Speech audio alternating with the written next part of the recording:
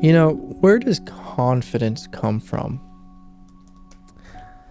Confidence, I think, if I'm going to work this out in my head out loud, confidence comes from, it's kind of a transition. There was a transition to get confidence. You have an area, let's just say it's swimming, okay? Just to have an example, you're a terrible swimmer. For the first time you go to the lake with your friends and realize, I'm a terrible swimmer. I can't keep my head afloat. Therefore you have a lack of confidence. You're unconfident in your skills, your ability, yourself. But what happens? What has to change for you to get confidence? Right? You can't just, it's not just a mental thing.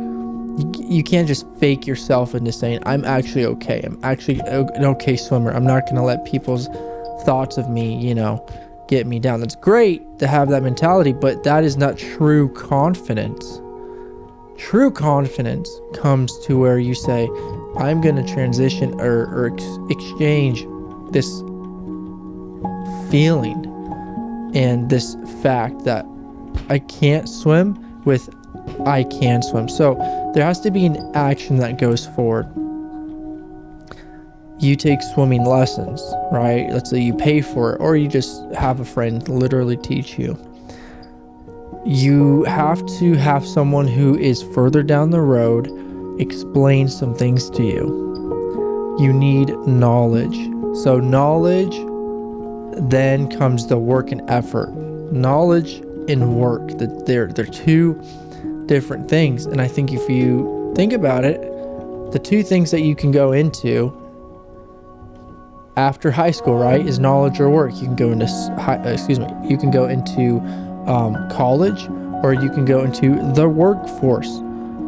They both still have knowledge, but one is just straight off the bat more work.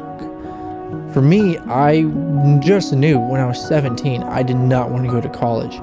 I believe college is really become a scam at this point. But for someone who does not want to be a doctor, a lawyer, or who needs a degree, who needs an absolute college education to pursue the career that I wanted, I knew I just wanted business, and I knew you can learn things through people and through hard work and through applying yourself. I don't need to sit in a desk, and I knew I wasn't designed for that. Coming out of high school, I got that from my high school experience. I just knew, no, I'm not going there. I'm not going to do that to myself. You can go and work. You still need to learn. You still got to learn things, but the time of waiting 4 years until you can actually go get your hands dirty to you come out of high school and just bam, you're going at it, you're in the workforce.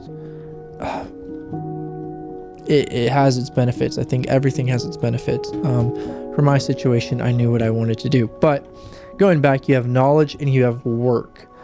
They have to go back and forth. You have to be able to utilize both. You can't have one without the other. They are married. You have to take both of them, not just one.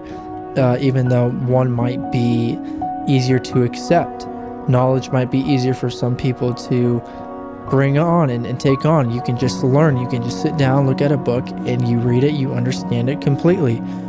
Some people, that's not how it works. I need to do it. I need to visually see it. I need to see how it works in just real life. I need to be able to put my hands on it. I need to be able to see it go in motion from beginning to end. And without anybody saying a single word, I can get it, but I need to see the real deal, the whole system.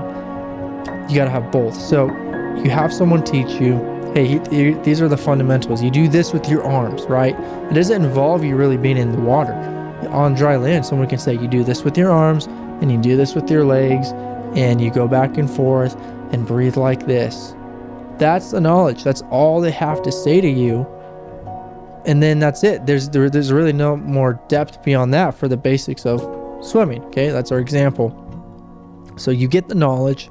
What do you do after that? You have to put in the work. You have to put in the repetitions. You have to put in work with the expectation of you will fail and you're okay with that. We have to become better with being okay with failure. Failure is part of the process, and we have become people who don't like processes. We want it just super simple, super quick, and I don't have to do anything. It's like I want and I get. I push button on Amazon delivery and I get it at my door. And that's not what it takes to be successful, from what I've observed. Application. You apply. If you fail again.